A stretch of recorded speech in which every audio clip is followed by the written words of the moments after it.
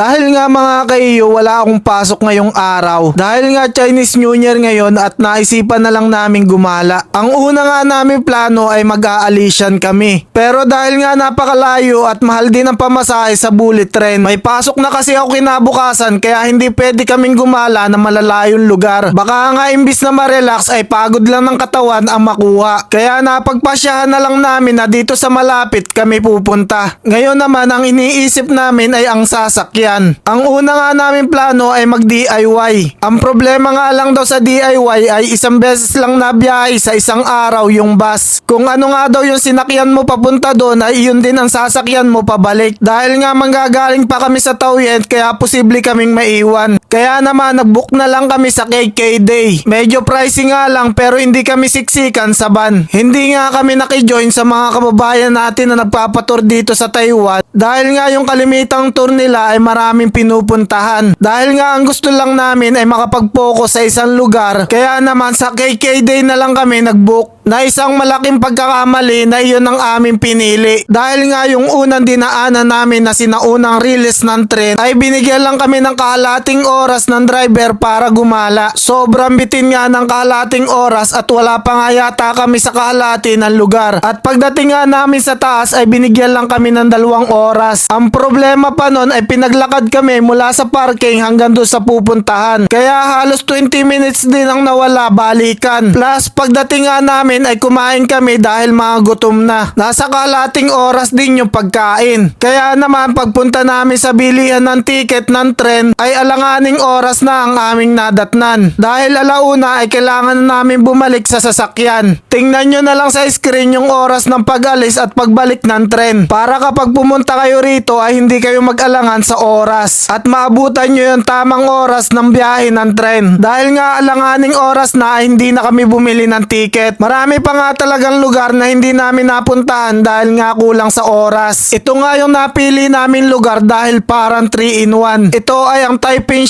Forest. Bakit naman nasabi ko na parang 3-in-1? 3-in-1 dahil sa taglay nitong ganda kapag winter season. Dahil kapag pumunta ka nga dito ay parang pumunta ka na rin sa Alician. Napakarami nga rin dito cypress na puno na makikita mo lang din sa Alician at daan taon at libon taon na raw nabubuhay. Na noong bata pa ako ay sa pinikula ko lang nakikita na sobrang lamig din dito na parang sa Alician. Meron nga rin ditong tren na pwede nyong sakyan. Ang pagkakaiba nga lang ng tren dito sa Alician ay mas maganda yung sa Alician. Ang tren daw dito ay ginagamit noon sa pag-aakot ng mga troso o mga puno. At ang isa pang maganda rito kung bakit nasabi kong parang 3-in-1 dahil nga kapag pumunta kayo ng winter season at natsambahan nyo na umuulan ng snow habang nakasakay kayo sa tren ay napakagandang experience na parang pumunta na rin kayo sa Snow Mountain. Ang mga naitalangang paglamig dito ay noong February 2020 -4, noong December 2023 ay -6, January 2024 ay -3, January 2025 ay -5, nitong nakaraang January ay -1. Pero hindi pa natin alam kung lalamig pa ngayong mga darating na araw. Marami pa nga mga lugar na hindi namin napuntahan dahil kulang sa oras. Mas maganda pa nga daw yung mga puno doon sa pinakataas. Pagbaba nga namin ng bundok ay dumaan naman kami rito sa hot spring para experience yung pagluluto ng mais at pagluluto ng itlog. Pagkatapos nga namin dyan ay umuwi na kami. Ang kagandahan nga lang ay maaga kaming nakauwi pero bitin yung experience. Na sana kung 3 oras ang binigay sa amin ay marami pa kaming napuntahan.